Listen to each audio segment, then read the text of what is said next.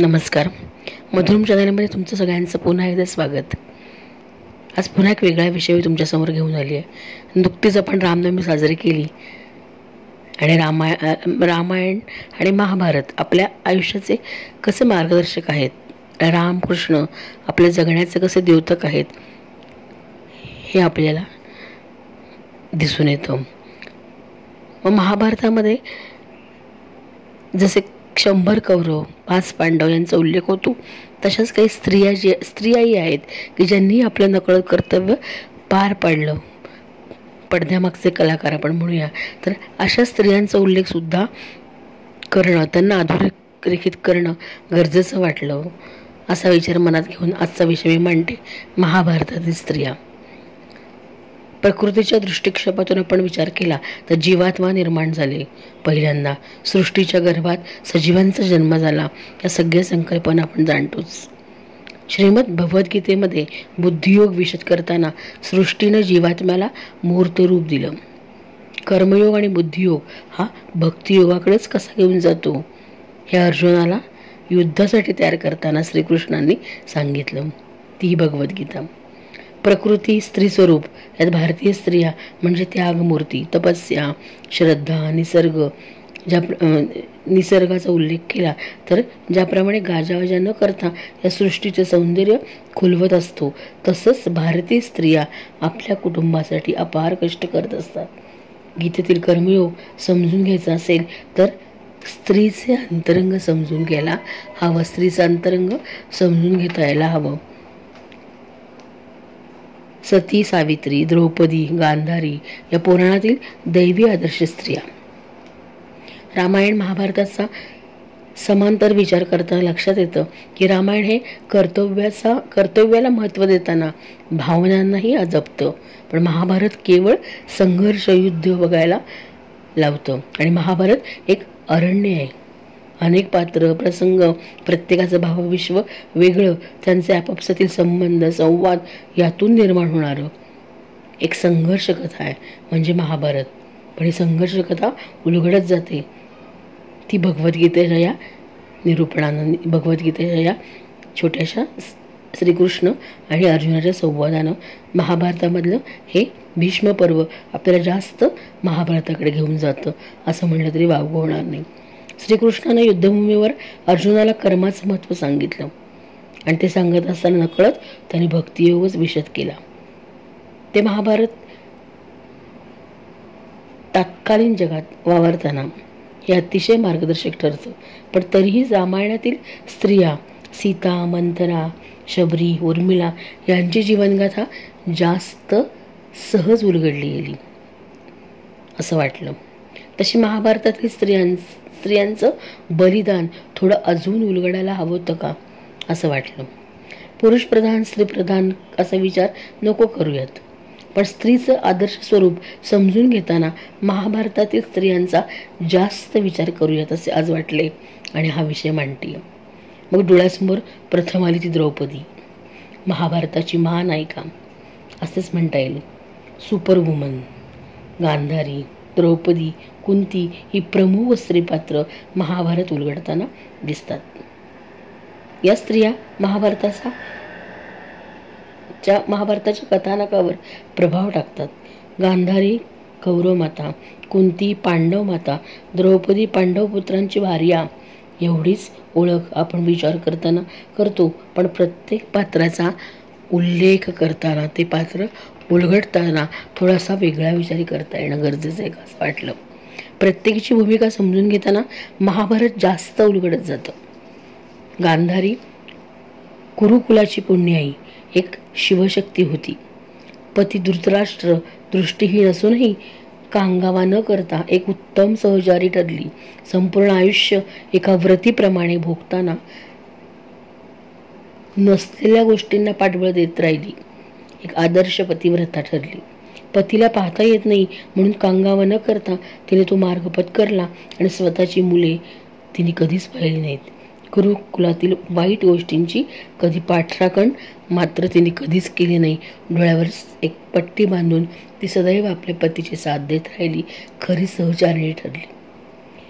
द्रौपदीवरील प्रसंगात तिनं धृतराष्ट्राला जाब विचारला, तुम्हाला दिसत नसेल पण ऐकता तर येत असेल ना? मुलं काय करतात हे असे ती धृतराष्ट्राला म्हणते. वाईट गोष्टींची पाठराखण तिने कधीच केली नाही. द्रौपदीच्या वेळेस जेव्हा वस्त्रहरणाचा प्रसंग आला तेव्हा ती धृतराष्ट्राला म्हणते, तुम्हाला जरी दिसत नसलं तरी ऐकता तर येत असेल ना आपली मुलं काय करतात ते. म्हणून त्यावेळेला त्यावेळी तिने कान उघडणीही केली. वाईट गोष्टींची पाठराखण तिने कधीच केली नाही. आणि कौरवपुत्र दुर्योधनाला आशीर्वाद देताना येतो धर्मस्य ततो जया असं म्हणणारी मनस्वी गांधारी ठरली. येतो धर्मस्य ततो जया, जिथे धर्म आहे तिथंच विजय मिळो असाच आशीर्वाद तिने स्वतःच्या मुलाला देखील दिला. पांडवमाता कुंती पितृहीन शूरसेनानी, लहानपणीची पृथा पुढे कुंती झाली. आपल्या वेदनांना कधी मूर्तरूप न देणारी त्यागमूर्ती कुंती सासू सून म्हणून द्रौपदी कुंतीचा विचार केला तर दोघींच्या सुखदुःखाचं साम्य एकच जाणवतं.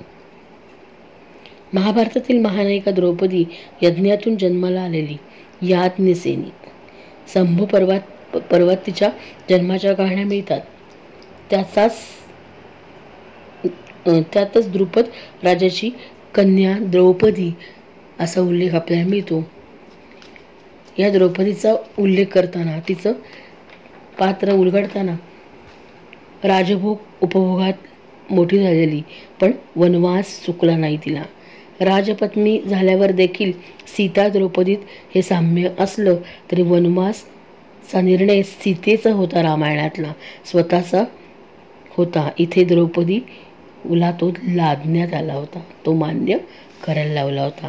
हा बेसिक फरक, महत्त्वाचा फरक आपल्याला रामायणातील सीता तिने उपभोगलेला वनवास हा तिचा निर्णय होता आणि महाभारतामधली ही द्रौपदी तिच्यावर हा लादण्यात आलेला होता.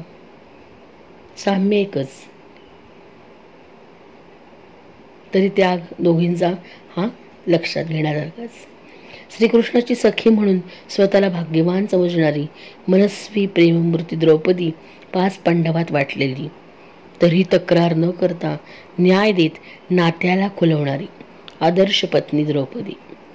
युधिष्ठिराने द्यूतात तिला पणाला लावले तेव्हा चलबिचल होते. यत्र नारी पूज्यते ही आपली संस्कृती, पण भावना कर्तव्य यांचं संतुलन राखत त्या प्रसंगाला ती सामोरी गेली आणि तिचा तो संताप तिच्या डोळ्यातून दिसत. प्रत्येक स्त्रीच्या मनाचा आजही तर्का पडवतो तिचा तो रुद्र चेहरा बघितल्यानंतर. निर्भया म्हणून आपण तिच्याकडे बघितलं तर आपल्याला लक्षात येतं की तिचा तो संताप, तिचा तो उद्वेग किती केविलवाणा होता. द्रौपदी रूपगर्भिता, क्षात्रतेज असलेली राजपत्नी होती, आदर्श गृहिणी सुद्धा होती. सीता आणि द्रौपदीचा जर उल्लेख केला तर वेगळा विषय मांडता येईल, पण इथे आपण उल्लेख करतोय ते महाभारतातील स्त्रियांचा. त्याच्यामधली ही द्रौपदी क्षात्रतेज असलेली, पुन्हा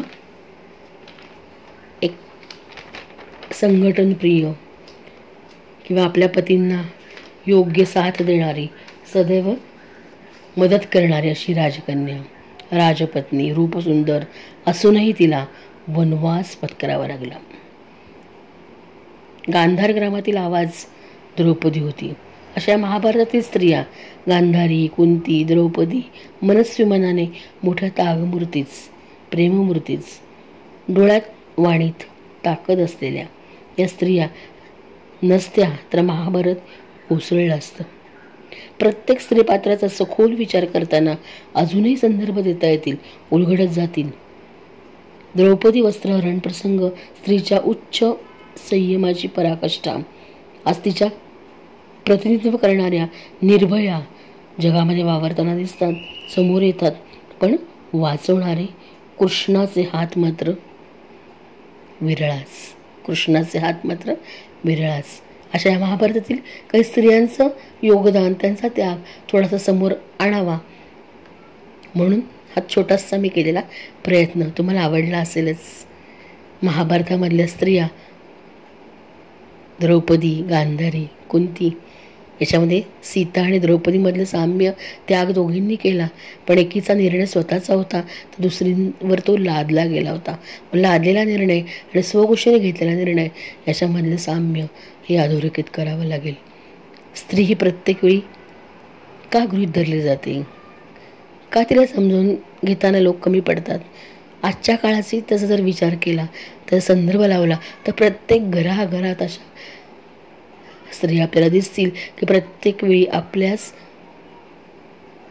मनाचं बलिदान देणाऱ्या, आपल्याच आवडींचं बलिदान देणाऱ्या, तरी आपल्या घरासाठी स्वखुशीनं, स्वधर्माने, स्वकर्तव्य पार करत खऱ्या अर्थानं गीता जगणाऱ्या, गीता जगवणाऱ्या, गीता घराघरात मनामनात पेरणाऱ्या अशा